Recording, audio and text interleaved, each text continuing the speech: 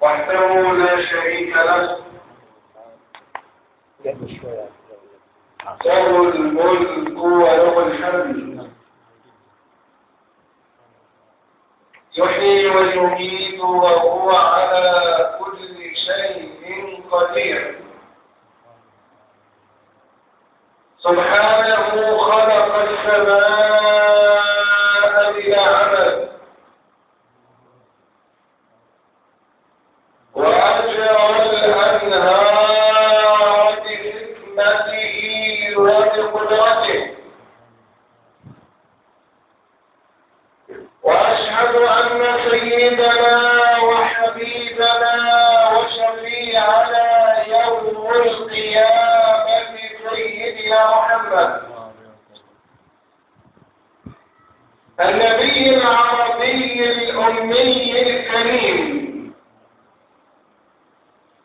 الذي أرسله ربه إلى الكون هاديا ومبشرا ونذيرا وداعيا إلى الله بإذنه وسراجا منيرا.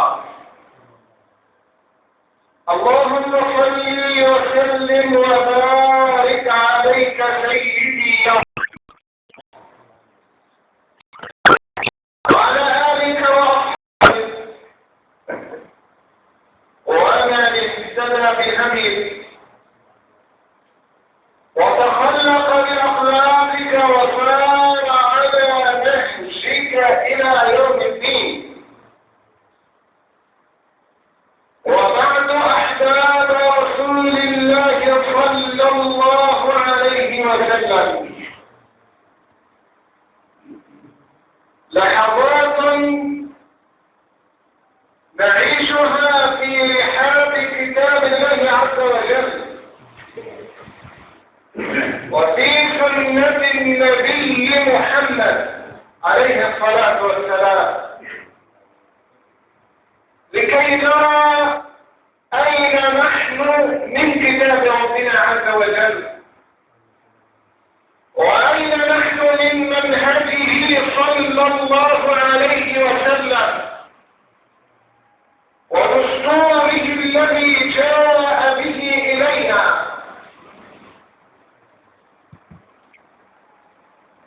لو نظرنا إلى حياتنا اليومية وإلى ما يحدث معي ومعك في كل يوم، الروتين العادي الذي يقوم به كل إنسان منذ أن يستيقظ في الصباح إلى أن ينام في العشاء أو بعد صلاة العشاء، تراه يوم عادي. الغالب منا أو أكثر اليوم يخلو من عبادة الله عز وجل.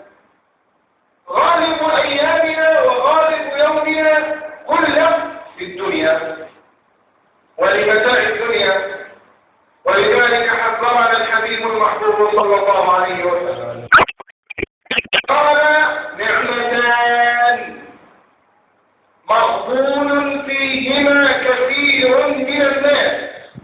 يعني نعمتين الناس مش واخده بالها منهم، هي معايا ومعاك، مع كل مسلم، مع كل انسان. نعمتان هم يا رسول الله، النعمتين دول الناس اللي احنا مش واخدين بالنا منهم. قال الحبيب صلى الله عليه وسلم: الصحة. أول هذا الصحة. طب والثاني يا رسول الله؟ قال صلى الله عليه وسلم: الفراغ، أو كما قال صلى الله عليه وسلم. ربنا سبحانه وتعالى كمل الإنسان منا بصحته وبعقله وبمنطوق لسانه وموضوع كلامه. تقعد مع الواحد تلاقي ما شاء الله لسان طيب ومنظر حسن وصحة بسم الله ما شاء الله. طيب والثانية الفراغ. واحد يستيقظ من الصبح تقول لك ما وريش حاجة، أنا وأنت جنبي كل اللي جنب بعض.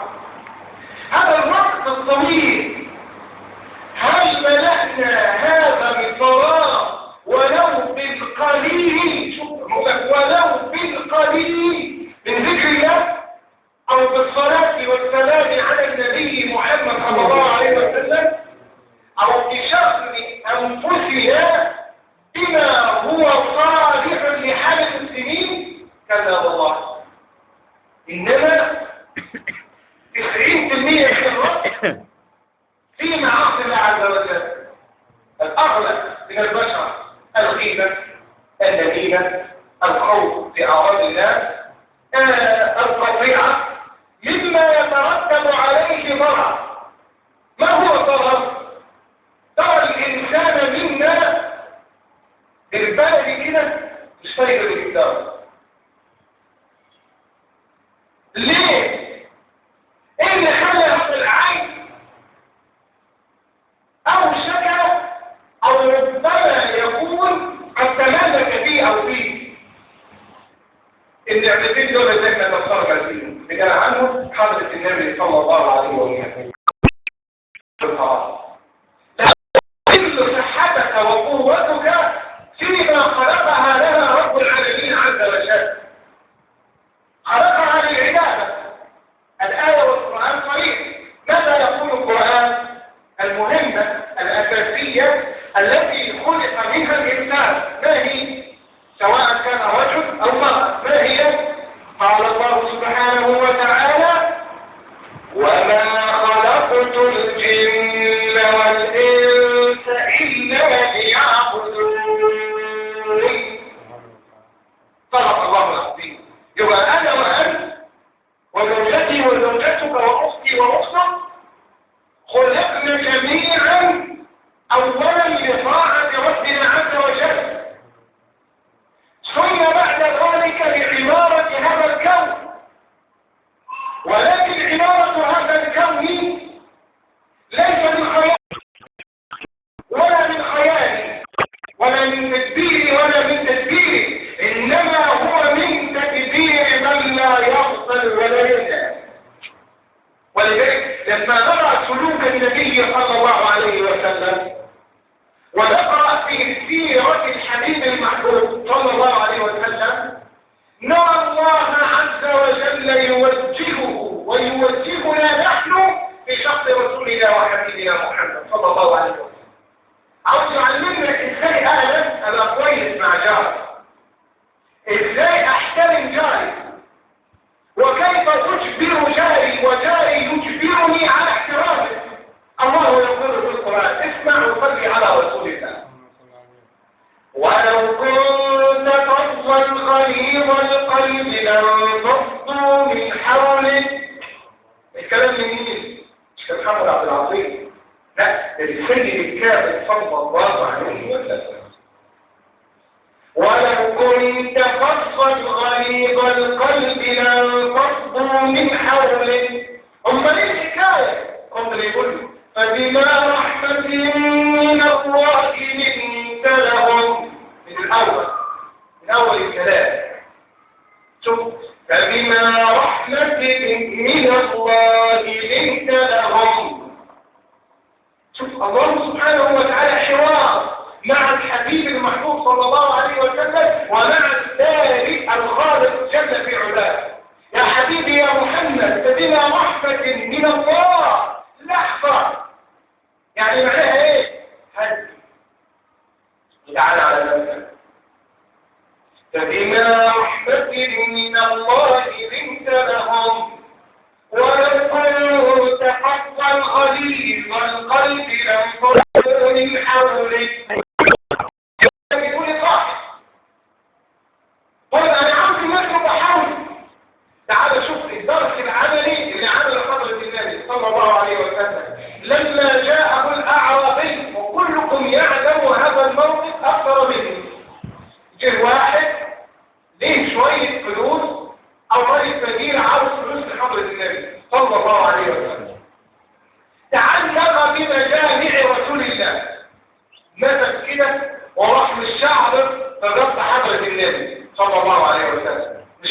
نعيد ولا ابوك وزي ما بيحدث وبنشوف السفسطه والكلام الخارج في وجه والدين وتقوم عليه ويترتب عليه ضرر. هذا يخاطب وهذا هو الداخل تدور تقول لك طلع يا سبحان الله العلي العظيم. طب تعالى شوف سيدنا رسول الله تعلق الرجل في مجامعه، ده مش كذب الكلام ده راح مضروب على حضرة النبي. انا تتخيل هذا الموقف، هذا المشهد، ان النبي يجلس وسط اصحابه ويقتحم عليهم المكان رجل غريب دخل جوه بيت رسول الله وقعد مع اصحابه، يعني في عز قدمه وفي عز ايه من الناس والصحابه تتمنى الرضا لرسول الله صلى الله عليه وسلم، ويروح واحد مندفع كده ويروح مغوط لرسول الله وعاوز يوضع الصدر.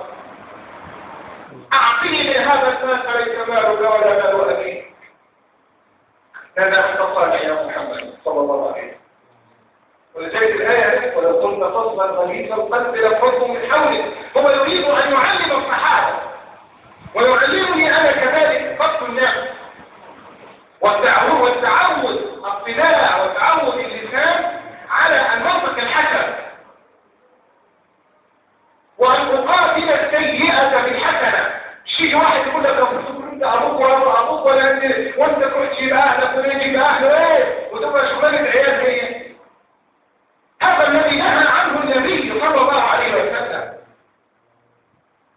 هذا يعتبر ليس بشرع الله ولا من نهج النبي صلى الله عليه وسلم ولا مما جاءت به جميع الديانات. مفيش مله في الوجود ولا نبي منذ ان خلق الله عز وجل الكون الى نبينا محمد صلى الله عليه وسلم الا وانه جاء بالهدى وبالرحمه وبالكلمه وبالدين وبالكلمه الطيبه. وهذا عنه مجتمعنا نحن، مجتمع آمن احنا بنعيش فيه مجتمع فوضوي كل واحد يحكم عقله، ولكن القرآن رفض هذا وقال فلا ربك لا يؤمنون حتى يحكموك فيما شجر بينهم.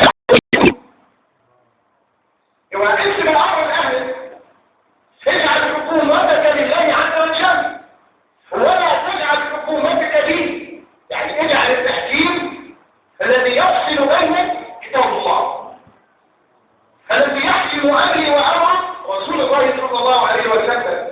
هذا الامر الذي نختلف عليه، نختلف على ماذا؟ على امر من امور الدنيا ام امر من امور الدين. الفاصل بيننا وبين هذا الحق كتاب الله وسنه النبي صلى الله عليه وسلم. انا لو احفظ كتاب الله مثلا اشوفه منين؟ اذهب الى انسان التمس فيه الخير والتمس فيه صفات الايمان والاسلام والتمس في سلوكه كل شيء جميل وصفاته جميله، ثم بعد ذلك اساله هو من فضل الله ان كان امينا يجاوزك ويريح صبرك، والا ايقول لك الله اعلم. والنبي صلى الله عليه وسلم قال من قال الله اعلم فقد افتى. فلما دخل الاعرابي وقال اعطني يا محمد من هذا الناس فليس مالك ولا مال ابيك، امتلأ صحابة رسول الله غيظا. كل اللي قاعدين انت عاوز تتخيل الموقف لو احنا قاعدين دلوقتي وواحد دخل لو مر على طول مسك واحد واحنا قاعدين انت كل نايم ثاني يتعدى عليك. احنا نقول كده، احنا كل اللي قاعدين كده ما جاش لازمه ونفكر عليه الحق ونمسك ونقتل. لا، سيدنا رسول الله صلى الله عليه وسلم لما راى الغضب في وجه اصحابه عمر اسحب السيف، سيدنا خالد اسحب السيف، مرني يا رسول الله بقطع عنقه. واحد ثاني يقول ايه؟ كنت انظر الى رسول الله. بص حاطط عينيه الصحابي ده حاطط عينيه في عينين رسول الله في موقف ثاني علشان رسول الله يعني ايه؟ يزمد له هم لما بيحدث في اموره يزمد له كده يعني ايه؟ خلصنا منه واحد خليه هو يلا صلب عليه عينيه يا خبر ولا نشوف. الراجل الصحابي بيحكي الموقف ويقول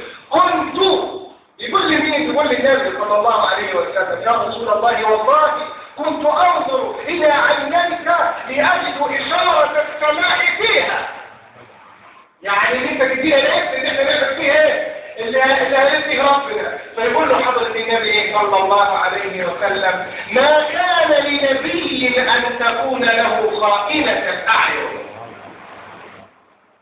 شوف الأمر وصل فين، لكن نحن أصبحنا علانية. أنا عندك كده راجل محارب مش عارف ايه هو، وحاجة لا تودي ولا تجيب، تلهب الغضب وتورث القرى في قلوب أصحابها وتميت القلوب السديدة والعياذ بالله، وتقطع أواصر المحبة والرضا بين الأهل والأصحاب، وتحدث الجفوة والجفاء بين الأهل والخلان، وهي كلمة ربما خرجت عفوا لا يثبت صاحبها، إنما في ساعة حرج. يبقى إذن الإنسان منا له ضابط كما قلنا. الضابط ترويض اللسان على أن يخرج منه ما يرضي الله عز وجل. ضبط النفس، وضبط النفس لا يأتي إلا بالتعود. لذلك ورد أن النبي صلى الله عليه وسلم لا يأمر نساء حريم زوجات النبي صلى الله عليه، كان كل واحدة تحط حتة حصواية تغير على طرف لسانها عشان الكلام ايه؟ قبل ما يقولوا يبقى جديد وقت تفكر فيه. ولذلك احنا بالبلدي كده نقول لك ايه؟ الكلمة قبل ان تنطق بها انت مالكها. قبل ما تنطق بالكلمة انت مالك الحكاية وانت قاعد بجلدك وقاعد معزز مكرم، فإن نطقت بها ملكتك. لما تنطق وتخرج من لسانك ملكتك، أول حاجة تكتب عند الله عز وجل. إن كانت في الخير فهي لك، إن كانت في رضا الله وفي طاعة الرحمن فهي لك، هنيئا لك، فأنت السعيد الموفق. في الأخرى والعياذ تنتصر. واعلم بأن الدائرة ستدور عليك يوما آجلا أو عاجلا. ليه؟ حذر من هذا الحبيب المحبوب صلى الله عليه وسلم. الرجل اللي بيضحك ويضحك الصورة والحدث من كل لغة كذا، قال عنه النبي صلى الله عليه وسلم من قال كلمة، هتتحدد عليك، من قال كلمة لا يلقي لها بالا، يعني طلع عفوا يضحك بها الناس. الهدف منها ان يخلي الناس اللي بتدور تفرح وتضحك. ماذا لا يا رسول الله؟ ده هو اللي ضفت يا مدرسة اللي ضفتها. النبي كان قال كلمة لا يلقي لها بال، يعني ايه بس كده وقت الكلام. الولد ده كله خليهم يضحك فينا شويه، هو بيقول كده عفوا عشان سيدنا رسول الله صلى الله عليه وسلم مش تعرفوا ان احنا كلنا غلط. من قال كلمة لا يلقي لها بالا يضحك بها الناس يهوي بها في النار 70 خريفا. يبقى رب سيدنا عمر قل يا رسول الله انا اقطع عنقه، فقال رسول الله صلى الله عليه وسلم يا عمر كان الاحرى، شوف بيوجه رسول الله صلى الله عليه وسلم عشان لما يبقى فيه لا قدر الله خلاف بين اثنين، الراجل اللي يكون هيخش وفيهم يكون راجل ايه؟ جلد، يعني عنده عقل وفاهم في الكلام. يقول له كان الاحرى بك يا عمر أن تأمرني بحسن الأداء وتأمره هو بحسن الطلب. شوف كلام حضرة النبي صلى الله عليه وسلم يشعر صدور ازاي. لكن تبقى يلاقيني أنا مثلا شاهد أنا واحد يجي تبقى إيه؟ يعمل نفسه إن هو إيه؟ من أهل الخير، وروح طريق له كلمتين كده في النص ويتحمل كده حتة كده من إيه؟ من شياطين والعياذ بالله. تلاقي بعد الناس كانت قاعده بخير ومصطفى هنا اللي يجيب زكاه وده يجيب مش عارف ايه، ايش تعال ما تقدرش ويعمل نفسه مصلح اجتماعي. شوف رسول رسول الله صلى الله عليه وسلم يقول لي مين؟ عمر بن الخطاب رضي الله عنه: يا عمر كان الأحرى والأولى بك، بدل ما تمسك السيف والمضربه لا، كانت تأمرني أنا. شوف لأمر رسول الله صلى الله عليه وسلم الذي ما ينطق إلا عن هوى نفسه، ما ينطقش هوى نفسه، إنما ينطق بأمر من الرحمن. يقول له: كان الأولى بك والأحرى بك يا عمر أن تأمرني بحسن الأداء، إن أنا أوفيك، وتأمره هو بحسن الطلب. ولذلك يقول النبي صلى الله عليه وسلم: اتقوا الله عز وجل وأجملوا في الطلب. لما تيجي تطلب من الله خليك مؤدب، واختار الألفاظ. تكره يقول لك ايه؟ عمال اقول لك ودي وتديني وانا فاكر وما مش تديني. يا سبحان الله، انت بتكلم واحد صاحبك وعمال اطلب من الله وانا فتره بطلني. هذا الامر والعياذ بالله هو الذي يخرج الرزق من البيوت. يبقى انت معاه وانت معاه، انت معاك صحه ومعاك اولادك ومعاك سمع ومعاك بصر ومعاك صلاه ومعاك زكاه ومعاك حبك بالنبي صلى الله عليه وسلم، معك اموال وملايين لا تحصى ولا تعد. روح بس اي مستشفى كده وانت ترى انك في نعمه وفي سعه، وادخل ترى المريض وترى الذي ينام على السرير، انت تسير على الاقدام، هذا يتجرع الدواء وهذا لا يجد ثمن الدواء، انت طريق حر تتحرك يمين وتتحرك شمال، هذا طريق الفراش، هذا لا يجد من يعوله. من الذي سخر هذا وعاد امر هذا؟ الله سبحانه وتعالى. ولذلك يقول النبي صلى الله عليه وسلم: ولا تعود هم نفسك يوم ياتي. انت خليك هذا، ولا تعود هم يوم ياتي. شوف الكلام، ان ياتي يعني ممكن ما يجيش بكره واحنا موجودين. ان ياتي الله برزقه.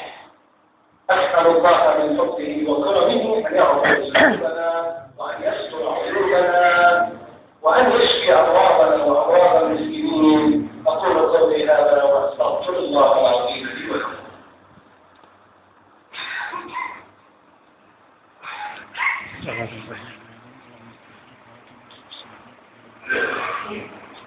الحمد لله رب العالمين، واشهد ان لا اله الا الله وحده لا شريك له، واشهد ان سيدنا وحبيبنا وشفيعنا يوم القيامه سيدنا محمد. اللهم صل وسلم وبارك عليه وعلى اله واصحابه ومن اهتدى بهديه وتخلق باخلاقه وسار على نهجه الى يوم الدين. اما بعد، فيا عباد الله، اتقوا الله ومكان، اتقوا الله ولا تؤمنوا في هذه الحياة الدنيا، فإن متاعها قليل مهما طال فيها عمر الإنسان فلا بد من لقاء الرحمن. حاسبوا أنفسكم قبل أن يحاسبكم جبار السماوات والأرض، وتوبوا إلى الله دائما واسألوه العفو والغفران. إن الله وملائكته يصلون على النبي يا أيها الذين آمنوا صلوا عليه وسلموا تسليما. اللهم صل وسلم وبارك عليك سيدي يا رسول الله، صلاة دائمة بدوام ملكك يا رب العالمين. عباد الله، يقول النبي صلى الله عليه وسلم: ما من يوم جمعة إلا وفيه ساعة إجابة فادعوا الله حتى أن تكون هذه هي الساعة. اللهم أعز الإسلام والمسلمين، اللهم أعز الإسلام والمسلمين وأذل الشرك والمشركين يقول يا رب العالمين. اللهم شتت شملهم وفرق جمعهم وخالف بين كلمتهم يا رب العالمين. اللهم يا رب لا تدع لنا في هذا اليوم العظيم ذنبا إلا غفرته، ولا عيبا إلا سترته، ولا كربا إلا فرجته، ولا مريضا إلا شفيته، ولا راحما إلا إن أهله سالما غانما غادرته يا رب العالمين. عباد الله،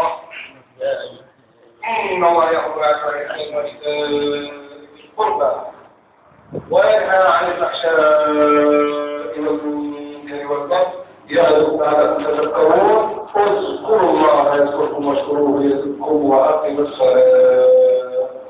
فهمي إن أنا بكذب لي الفاتحة عن هي والجن ربنا يشفيه ويعودوا بالسلام قبل ما نجيب الصلاة. فاهم إن شاء الله.